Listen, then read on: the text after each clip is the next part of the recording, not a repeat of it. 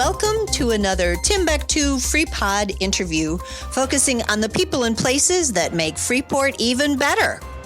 I'm Becky Connors, and today I'm at the Freeport Park District offices, and I'm with Bruce Cubberley, the Executive Director of the Park District. Hello, Bruce. Hello. How are you? Fine, thank you, and thank you for having me in your beautiful offices right in the middle of Reed Park, which is beautiful right now. It is. Just turning green. All right, well, I know the Park District has a lot of things coming up in the next few months. Yes. And in particular, I know you're just coming out with your spring-summer program guide. What can you tell us? What should we know? A change from in the past. We used to do an entire year. And now we've split it into two. So this will just be spring and summer. And then we'll come up with another one in 6 months. Yeah, and that'll be convenient for everybody. It'll be, and we think it'll be better because people get it and maybe they forget where they put it. Oh, yeah. By October, they're not really thinking about programs. Yes. I can remember from the days every spring I would sign my kids up for swimming lessons, yes. and always we'd take the first time slot, and it was always kind of chilly, but I looked forward to that every year. So what are some of the programs that are particularly interesting or exciting or new for this year? Well, I think probably our most popular ones tend to be our special recreation group. We have a lot of house groups with people that are living in that type of an arrangement with guardians. And so we have like Special Olympics, sports teams. They're called the Freeport Freedom. Freeport Freedom. Yes. I love that. Yes. And I don't know of any new ones off the top of my head that are coming up, but our recreation department is constantly coming up with ideas for new things to do. Some of the old favorites that are always a part of the spring, summer programs are T-ball. Yes. T-ball. My boys loved T-ball so much. Yeah, we have a lot of organized sports that are not necessarily directly through us. We take care of the field, so Little League and other organizations use our facilities, sure, but they run the programs. Sure. All right. And swimming lessons, as I mentioned before, are, of course, a big part. And just the Reed Park pool, the beautiful Reed Park pool. And I know that employs a lot of young people as lifeguards during the summer. So, I mean, it's kind of a win-win-win situation for the town, isn't it? It is. Let's talk about the south entrance to Crepe Park. Yes. Anyone driving by on Forest Road is curious about what's going on out there. What can you tell us about that? Well, the entrance on the south end of the park, which comes in off of Fairgrounds Road, has been kind of a one lane in and out with an alley of silver maples. Beautiful trees, yeah. And the silver maples, unfortunately, are at the end of their lifespan, and they've been becoming a little more dangerous over time. And so we have been taking out the ones as they get to the point where we're worried that they might be too dangerous. And we've probably removed more than half of them already. Oh, really? Yeah, over the last 5 years. And now we want to make it into an entrance that would be similar to the entrance that comes in off of Empire, with 2 lanes that are separate with a boulevard in the middle, and then a bike path. Instead of in the middle on this one, it's going to be along the side.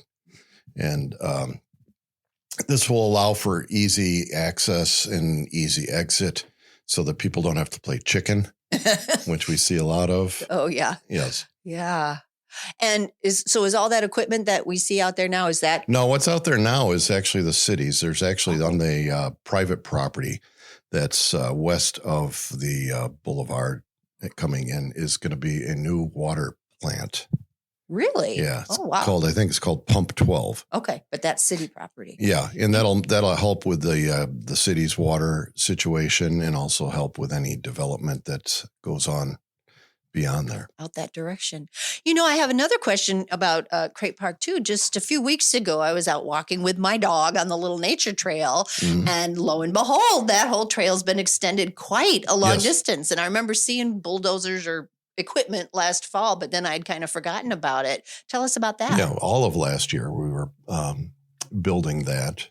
We had some site work that had to take place, and then they came in at the end of the summer, early fall, and paved it. Mm-hmm. And so that's the Yellow Creek bike path is what we've called it. Adds about a half a mile on, half a mile out, half a mile back alongside the Yellow Creek. Mm-hmm. We still have more work to do to improve the natural area on either side. But plant some trees and bushes we're going to do that and get rid of some honeysuckle and some invasive plants that we really don't care for. They take over the world if you don't watch them. Plants. Yes. Yeah. And I'm not smart enough to know the difference. So thank you for telling me that. I know plenty of nice benches along the way too. I encourage everybody to go out there and walk along that walk. If you get a little tired, there's a place to sit down and, but pretty view across the creek and, and it has a different feel than the other areas of Freeport Park. It is. It was a nice little addition. I was happy to try it out. So what else is going on anywhere in the Park District that will interest our listeners? More going into Crepe Park is we were awarded an OSLAD grant through the state.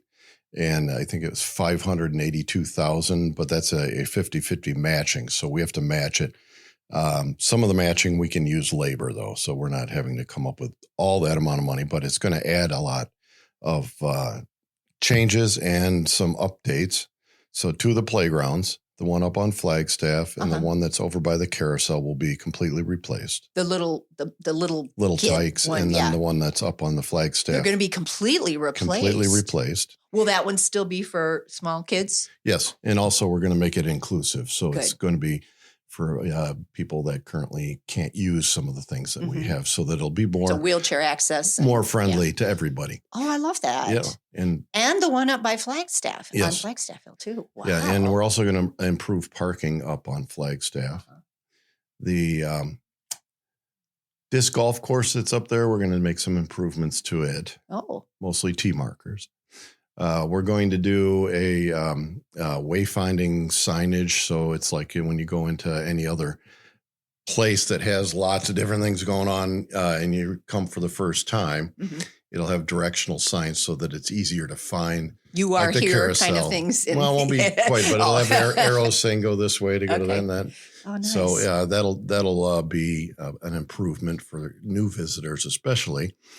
And then we're going to put in a fishing pier that's going to be for easier accessibility. So if you're wheelchair bound and you want to fish, you still be able to come to Freeport and the Crepe Park, and you'll be able to go out on this fishing. Where will that be? That'll be over by the dam. Okay. By where the ducks and geese are in that area? Okay.